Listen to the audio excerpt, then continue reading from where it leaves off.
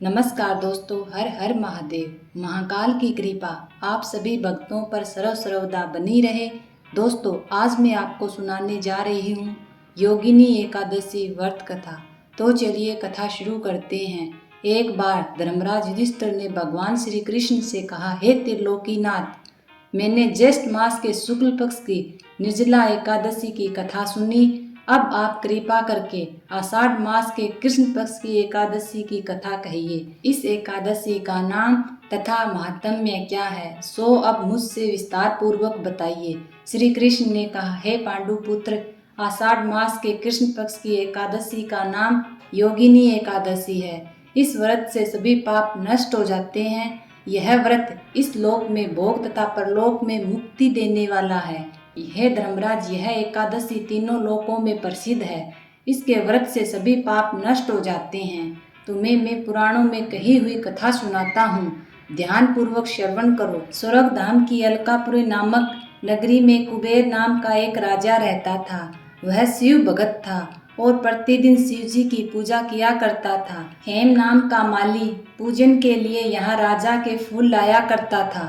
हेम की विशालाक्ष्मी नाम की सुंदर स्त्री थी। एक दिन वह मानसरोवर से पुष्प लेने आया, लेकिन कामासक्त होने के कारण वह अपनी स्त्री से हास्य विनोद तथा रमण करने लगा। इधर राजा उसकी दोपहर तक राह देखता रहा।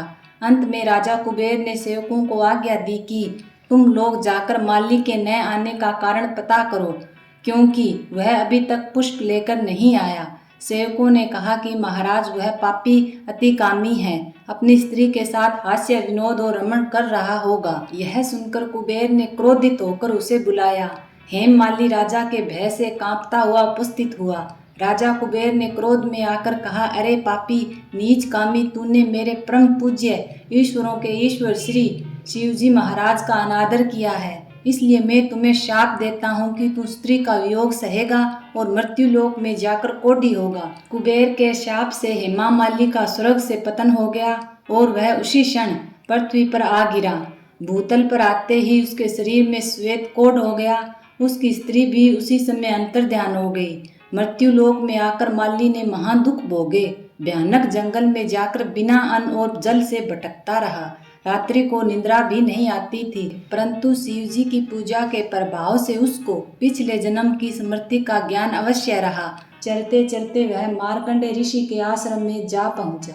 वह ऋषि अत्यंत वर्द और तपस्वी थे।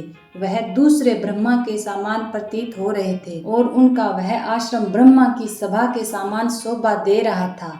ऋषि को देखकर हेममाली वहां गया और उन्हें प्रणाम करके उनके चरणों में गिर पड़ा। हेममाली को देखकर मार्कंडे ऋषि ने कहा, तूने ऐसा कौन सा नीच कर्म किया जिसके कारण तू कोढ़ीवा और भयानक कष्ट भोग रहा है। महर्षि की बात सुनकर हेममाली बोला, हे मुनिश्रेष्ठ, मैं राजा कुबेर का अनुचर था। मेरा नाम हेममाली था। मैं प्रतिदिन मानसरोवर से फूल लाकर शिव जी की पूजा के समय कुबेर को दिया करता था। एक दिन पत्नी सहवास के सुख में फंस जाने के कारण मुझे समय का ज्ञान ही नहीं रहा और दोपहर तक पुष्प न पहुंचा सका। तब राजा कुबेर ने मुझे श्राप दिया कि तू अपनी पत्नी का वियोग और मृत्यु लोक में जाकर कोढ़ी बनकर दुख भोग। इस कारण मैं कोढ़ी हो गया हूँ तथा पृथ्वी पर आकर भयंकर कष्ट भोग रहा हूँ। अतः आप कृपा कर कोई ऐसा उपाय बताइए जिससे मेरी मुक्ति हो।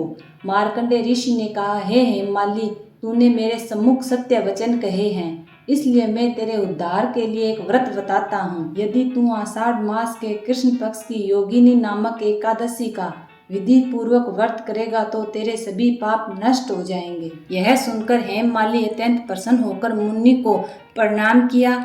मुनि ने उन्हें स्नेह के साथ उठाया।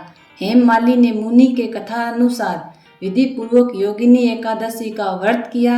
इस व्रत के प्रभाव से अपने पुराने स्वरूप में आकर वह अपनी स्त्री के साथ सुख पूर्वक रहने लगा। भगवान श्री कृष्ण ने कहा, हे राजन, योगिनी एकादशी का व्रत 88,000 ब्राह्मणों को भोजन कराने के बराबर फल देता है। इसके व्रत से समस्त पाप दूर हो जाते हैं और अंत में स्वर्ग को प्राप्त होते हैं। बोलिए विष्णु भगवान की जय हो। ओम भगवते वासुदेवाय नमः।